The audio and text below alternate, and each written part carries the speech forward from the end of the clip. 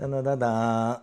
窗外的皑皑白雪还没化呢。刚看到个消息啊，跟大家紧急说一下，就是罗马教皇啊，这次可能难以挺回去了，肺炎，是不是很熟悉啊？肺炎啊，刚刚有个著名的人物，宝岛的啊，这个著名的女艺人大 S 就是肺炎去世的啊，流感或者是 flu。那这个教皇的消息啊，传来的还是比较突然的啊！我是看谷歌新闻给我推送的，正在看一个台湾的一个小明星服兵役、逃兵役的新闻的时候呢，突然看到了这个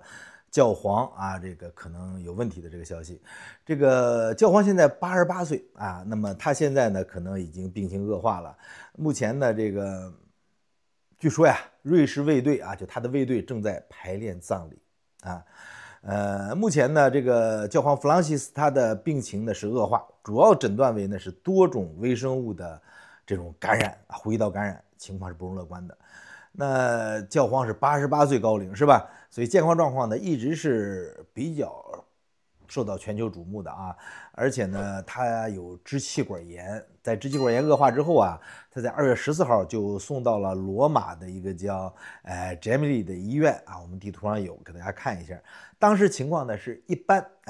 后来呢经过进一步检查呀，这个医生说，哎呦，他患上了多种这种微生物呼吸道感染啊，也就是说病毒、细菌和其他可能在呼吸道里边这个兴风作浪的这些生物体的混合物，所以呢很不乐观。那么到周二晚些时候呢，这个梵蒂冈说呀，胸部扫描就是胸片显示呢，双肺都患上了肺炎，可能已经白了，需要额外的药物治疗啊。这是教皇的病情。大家知道肺炎啊，对于任何人来说都是一种严重的疾病，而且往往容易被忽视。那我在去年就今年我在清迈的时候呢，也得了。我现在想想，应该也是流感或者是甲流啊。好在是我是度过去了啊，床上休息了几天。当时以为肺部没事呢，直到现在我还在往外咳痰，白色的痰。所以这种事啊，还是真的是容易粗心，容易漏过，但是对身体危害非常大。所以现在就是美国的专家，约翰霍普金斯大学的这个重症医护监护主任叫梅丽蒂斯麦克马克博士说呢，他说呀，这个65岁以上人群呢，感染风险是最高的群体，而且呢，这个现在教皇呢已经靠轮椅生活了2年多，他腿脚不便嘛，那么这个轮椅呢，实际上就限制他的活动，就是他自身的能力啊也在下降，所以到现在为止呢，有并发症的风险是非常大的，可以说那可能啊他已经走到了人生的最后阶段了。当然也有说有一些积极的迹象啊，说这个能吃早餐还能起床，所以现在来说呢，对于看护医生来说可能是个好消息，但是呢，对于所有的人来说都要准备这个事儿。在教皇住院期间啊，包括意大利总理在内啊，梅洛尼啊，美女总理呢，2月19号也到这儿探望。他通报了教皇的情报说呢，他说我很高兴看到他要神志清醒，还神志清醒，反应灵敏。我们像往常一样开玩笑啊，他并没有失去他众所周知的幽默感，但是啊，还需要在医院进一步接受治疗。但是呢，根据《每日邮报》原眼瑞士的报纸叫 Break 啊，我经常看这 Break， 用翻译软件看。这 Break 报道啊，说负责保护教皇的瑞士卫队啊，一直在演练葬礼的程序。当然梵蒂冈啊没有正式回应这种说法，是吧？所以教皇本人呢，也表达过啊，这个可能啊无法过了这一关的担忧啊。这个有时候老人啊，他到这个时候呢，他自己心里是有感觉的，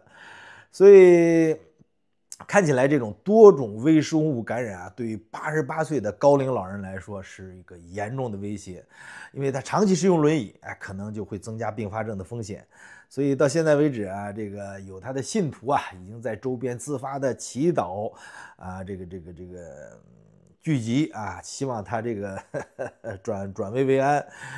可能也牵动着啊，可能数千万全球他信徒的心啊，我不知道您信不信啊，我只是一个旁观者是吧？那这里边有一个我感兴趣的词儿，就是瑞士卫队，为什么教皇他用的是瑞士卫队呢？为什么不用意大利卫队呢？为什么不用欧洲卫队呢？所以这个事儿啊，我还真了解了一下，还确实有说法。这个瑞士卫队啊，作为教皇的这个护卫，这种就是说指定的配置是有悠久历史的啊。这个传统呢，可以追溯到1506年。1506年， 700-800年了啊。当时的这教皇叫尤利乌斯二世呢，正式就成立了瑞士卫队啊。原因有几个这个比较关键的点，一个呢就是瑞士的雇佣兵他的声誉卓越，就是第二个呢就是中世纪的时候瑞士士兵呢是以军事素质、忠诚度和纪律性是闻名于欧洲，所以呢他们在多场重要的战役中都展现出了战斗力，使他成为欧洲各国争相雇佣的对象。特别是呢他们使用长矛的这个战术，当时是非常的先进和有效的，就上去了啊。再一个就是瑞士的中立地位瑞士呢就是大家知道是中立国嘛，它的政治中立性呢，使得它的士兵呢不太可能卷入这个各国之间的这种政治纷争，所以呢这种中立性让教皇呢更可以放心的信任他们，他不太可能受到就是说其他欧洲强国的影响。实际上瑞士卫队在保护教皇的这个漫长的历史长河中也遭遇到了各种的威胁和考验。比如在1527年叫罗马之河，就是一个政变期间有150名瑞士的卫队在保护教皇，就是说这个叫克莱芒七世的时候呢撤退的时候英勇牺牲了为了保护这个事件呢就成了瑞士卫队忠诚度的这么一个重要的象征，就加强了梵蒂冈对瑞士卫队的认可这种信任。所以现在呢招募这个瑞士卫队还是比较严格的。第一个呢，他只招募瑞士的天主教徒，而且必须是未婚的23到30岁男性，要求至少服役过2年，而且需要接受严格的军事训练。那除了这个礼仪之外还需要负责这个教皇的这个私人安保工作。所以呢，这个瑞士卫队也是很高配的。我们说瑞士军刀瑞士银行是吧？这个瑞士卫队也是一个高配，看来。那瑞士卫队的标志是蓝红黄3色的这个制服据说呢是由著名的米开朗基罗设计的那当然这个说法还缺乏这个怎么说呢？缺乏依据反正应该是漫长的历史中演变过来的，很多制服其实都这样。但是这种制服设计呢，可能也成了梵蒂冈一个重要的文化符号。很多这个可能到梵蒂冈旅游的，有幸看到瑞士卫队的呢，可能都会和他们合影。所以这个卫队的存在它实际上就是个安保保镖梵蒂冈才多大是吧？这个卫队的话呢，其实是个保镖队就是它主要呢，它象征着一种历史的这种传承和这种文化传统，所以呢，就成了梵蒂冈的一个重要组成符号这是我看到的这个瑞士卫队。那实际上一旦教皇进入了他的人生的最后阶段，我们关心的更多的是最高领导人这种他的更换会有什么样的方法呢？这个可能还都不一样。比如说这几个大的宗教都有他的这个办法。罗马天主教会它的选举呢程序被称为选举教皇议，叫Papal Conclave 这是一个历史悠久的、具有严格规定的议程，非常严格第一个呢，有枢机主教团的角色他们在教皇去世或者退位之后，那80岁以上的这个枢机主教就会聚集在梵蒂冈。然后呢，这个目前大概有130位有投票资格的，就是80岁以下的这个枢机主教，他们会被完全隔离在就是西斯廷教堂里边进行投票完全隔离而且投票程序呢是每天进行4轮投票，上午2次，下午2次。那候选人呢需要至少获得2/3以上的多数票才能通过。那每次投票后呢，选票都会被销毁。